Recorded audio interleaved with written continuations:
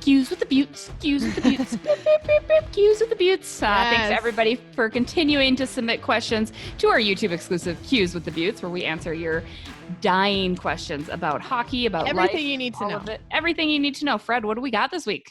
We actually have a lot, ladies. I'm just saying, if you gotta really strap in for this one. Yeah. First question, Adam C. What do you miss most from the X when it's packed? Ooh. So give some examples, but I don't want to feed your mind for it. Yeah. Is he asking as being a fan, like when we would be able to go to games as a fan, or working? I literally read the exact thing that he wrote. So don't take that confident attitude with me. I haven't been a fan at the X in 6 years, so I can take the working perspective if you want to take the fan perspective. Yeah, because I was a fan 3 years ago. So well, you go first, Jesse, because you're going to be back soon. So what have you missed about a packed XL Energy Center?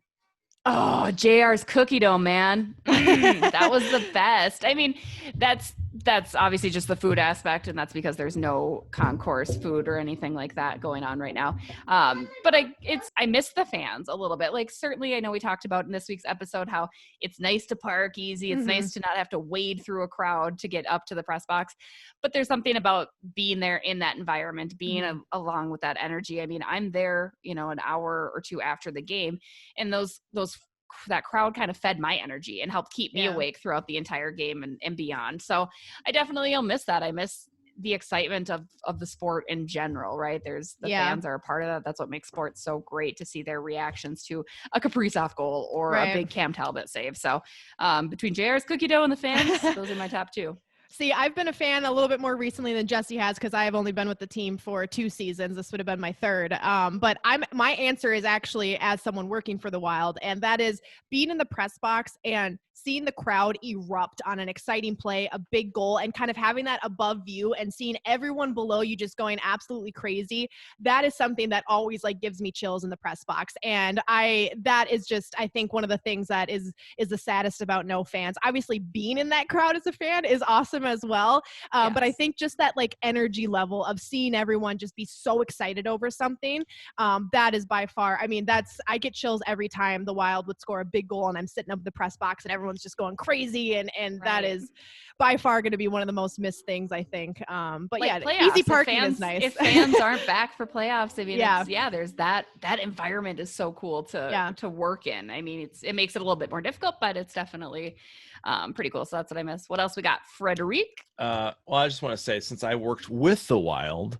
I always like the quiet before everything. Where the ice is perfect. No one's out there, this empty arena. You just kind of look out and you just wait for that magic to happen. That's kind of what I miss. That's a good one too. So romantic. Next question. I know, I'm such a romantic. My wife is question 2, Tom H. I've never played hockey with a face mask on. If you have, what should our kids expect this week as high school games get underway? P.S. Don't sleep on the BSM girls team. Oh, shout out to Benilde St. Margaret girls team. Good luck, ladies. Wish you the best.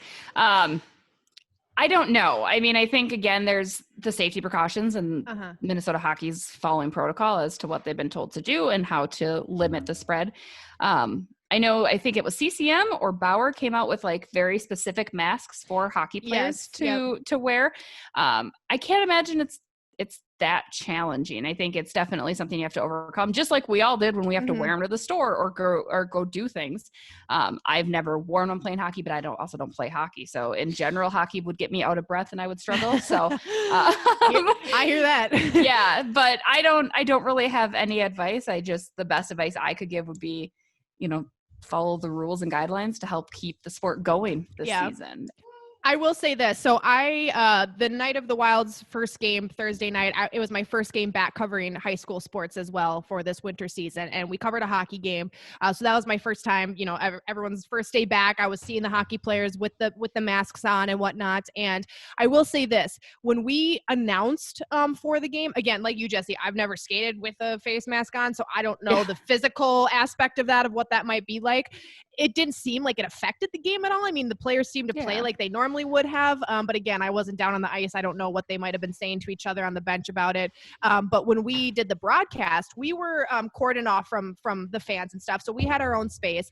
And right before the broadcast, I asked my producer, I was like, are the rules different for us announcers? Do we have to wear a mask still? Because during the fall season, we could take it off when we were announcing. Sure. And he was like, honestly, I'm not 100% sure. He was like, if you want to take it off, feel free to. Just be aware someone might say something to you. Yeah. He was like, otherwise, if you want to leave it on, it sounds, the audio sounds clear either way. So I left mine on just to see how it was. And it was kind of hard to talk through a whole game with the mask on because your nose is bumping it and my headset was bumping it. And I was like, okay, it's not the worst thing in the world. I can get through this in one piece. But it started to make me wonder what the hockey players might be dealing with it on their face. So I don't know. It's too hard to say as someone who hasn't actually played the game with the mask on, but we'll see. Maybe some stuff might come out throughout the season what the players think about it.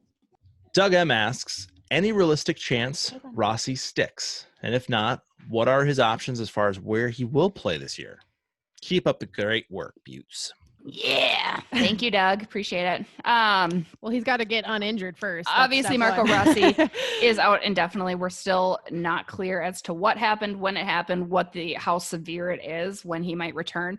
I think without question, had he not been injured, he would have made this team out of camp and he would have played a very significant role. As we've seen up the middle, the Wild are still not as strong as they could be, as strong as they'd like to be.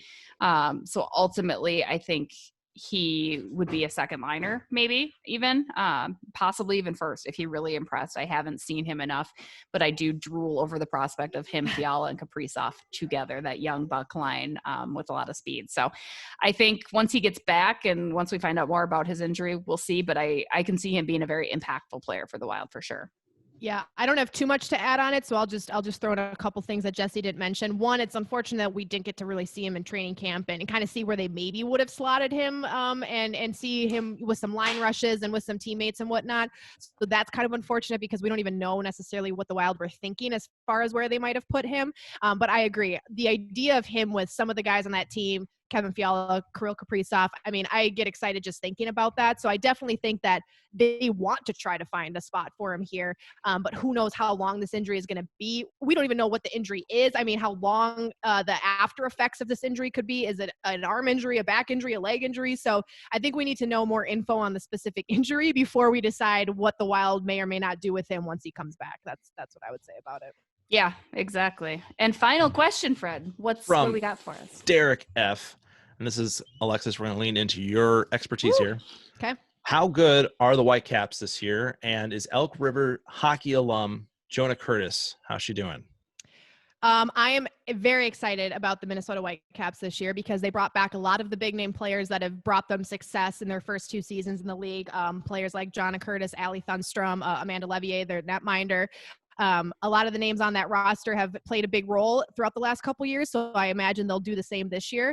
Jonna Curtis is such a fun player to watch. She's tiny, and she skirts around the ice so quickly, and her and Ali Thunstrom as a pairing, those two team up for so many goals. Jonna Curtis is more of a playmaker. Ali Thunstrom is more of the scorer, and when those two get together, I mean, man, they are pretty good. They were tied for second in the league last year for points, and then Jonna Curtis, I think, had the second or third overall assists in the league last year. I think she was first overall in average points per game at just under 2 points per game. So she is a lot of fun to watch. She's probably one of my favorite players to watch on the Whitecaps. Anyone who knows me knows Ali Thunstrom is one of my favorite players across all leagues for hockey. Shout out to Ali. Yeah, absolutely love her. But Jonna Curtis is definitely up there as well. So the NWHL season isn't too far away. They report to Lake Placid on January 23rd, and that season will last for 2 weeks. So hopefully that season gets underway in a successful way for the Minnesota Whitecaps, and they can try to claim their second Isabel Cup championship.